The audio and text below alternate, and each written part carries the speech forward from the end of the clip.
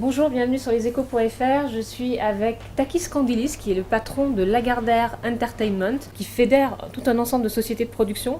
19 sociétés. Voilà, très exactement. Et vous avez des programmes comme Julie Lescaut, Joséphine Ange Gardien. Vous êtes coproducteur notamment des Borgia. Alors, pour commencer, il y a quand même une actualité très forte autour de Julie Lescaut, puisqu'on a appris hier que TF1 arrêtait le programme. Est-ce que c'est un coup dur pour une société de production comme Lagardère Entertainment ? TF1 arrête le programme. En fait, nous arrêtons avec TF1. Bon, c'est notre client principal, mais c'est vrai que Julie Lescaut, c'est une série qui a 20 ans, et depuis, qui touche un peu moins son public, qui continue à toucher un public large, et notamment le public publicitaire, on va dire, la cible publicitaire est un peu moins touchée. Et puis, 20 ans, bon, c'est peut-être l'âge raisonnable pour arrêter un programme. Donc, on avait planifié cet arrêt au-delà du 100e épisode, et nous tournerons le 101e épisode dans les jours qui viennent, et nous arrêterons après. Donc ça représente un manque à gagner d'à peu près combien pour Lagardère sur l'année ? Vous produisez 4 épisodes par an, voilà, c'est à peu près 8 millions d'euros ? Ouais, 8 millions d'apport, un peu plus, ouais, 8 à 10 millions d'euros entre l'apport chaîne et les préventes, puisque c'est une série qui se vend aussi en Belgique, en Suisse, et puis le CNC, donc le COSIP, et puis les crédits d'impôt, donc c'est une dizaine de millions d'euros.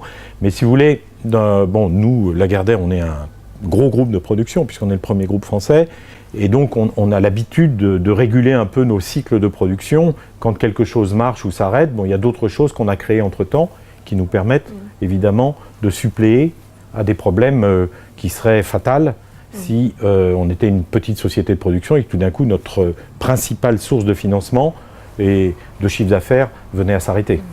Alors, elle pourra avoir d'ailleurs une seconde vie, Julie Lescaut, puisque vous êtes sous contrat avec TF1 jusqu'en 2014. Fin 2014, oui, voilà. Tout à fait. Et ensuite, vous pourrez très bien revendre cette série sur une petite chaîne de la TNC, sur TMC, HD1 ou plutôt, voilà, ou plutôt au groupe TF1, oui.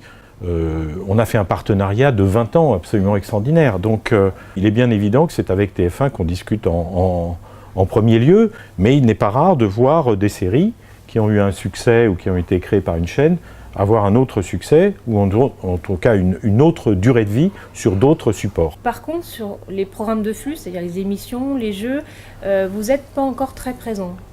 On a quand même fortement modifié le genre qu'on a produit, puisque c'est vrai que le flux, il y a 4 ans, quand Lagardère, la holding a été créée, on faisait vraiment un très petit pourcentage. Aujourd'hui, on fait 30% environ sur ce qu'on appelle le flux, les magazines, le divertissement, etc. Vous pouvez nous citer 2-3 exemples ? Par exemple, C'est dans l'air, tous les soirs, Yves Calvi, l'émission de Jean-Marc Morandini, quoi d'autre sur Énergie 12. On a énormément, on a 7 magazines quotidiens sur toutes les chaînes françaises, donc c'est dire si on est très présent. On veut évidemment se développer. Et aujourd'hui, dans une offre pléthorique de chaînes, ces chaînes ont besoin d'avoir des programmes phares et donc ce qu'on appelle des formats.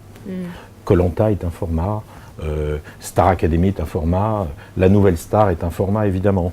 Et ces formats, pour y avoir accès, il faut qu'on s'ouvre vers l'international et qu'on aille les chercher là où ils sont, c'est-à-dire en Scandinavie, en Allemagne, aux États-Unis ou même en Amérique du Sud.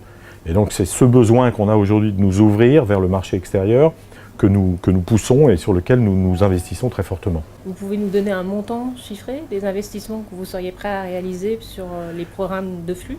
Écoutez, ce n'est pas un problème d'investissement puisque nous sommes des producteurs et que nous sommes rentables à chacune de nos productions.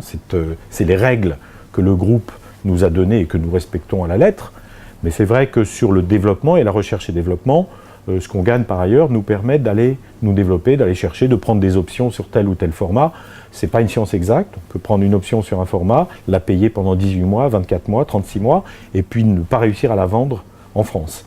Donc voilà, c'est quelque chose c'est un savoir-faire, c'est réfléchir, et puis aussi essayer de ce qu'on peut appeler customiser ce programme, c'est-à-dire qu'un programme international, généralement, il marche selon un certain nombre de règles dans un pays, il faut généralement le détourner un peu parce que, heureusement, même si on est dans une économie mondiale, il y a des particularismes nationaux Alors vous êtes aussi coproducteur international de fiction. Hein. Oui.